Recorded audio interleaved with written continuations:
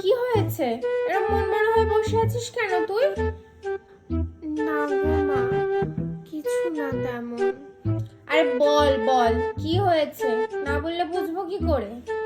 আসলে মা, আমি না একটা ছেলেকে খুব ভালোবাসি, ও আমাকে খুব ভালোবাসে, কিন্তু ওর বাবা খুব বড় লোক, সেই জন্য মনে হয় আমাকে মেনে নেবে না।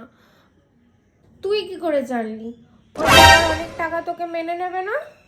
না, আমি দেখেছি ওর বাবা কলকাতার বড় বড় ফ্ল্যাট अच्छा শুধু বেরোয়, ঠিক আছে, আসা যাওয়া করে, समझ गया। সামনে থেকে বড় বড় বিভিন্ন গাড়িতে যাতায়াত করে। কোনো দিনও আমি ওর বাবাকে একটা গাড়িতে দেখিনি।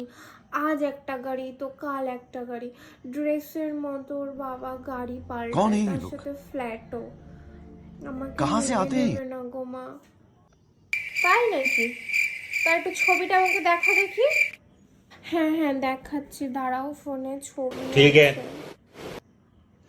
तो रुको এই যে जरा, দেখো, सबर करो। এনার কথা बोला আমি धक्का मुक्की नहीं বলছি। करने का, आराम से लेने का।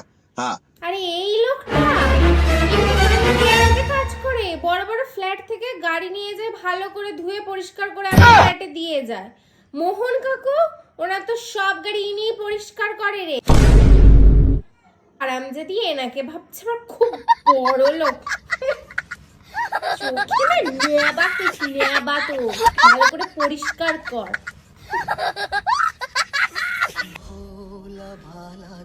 আর আমি এতদিন ওনাকে বড় লোক ভাবতাম।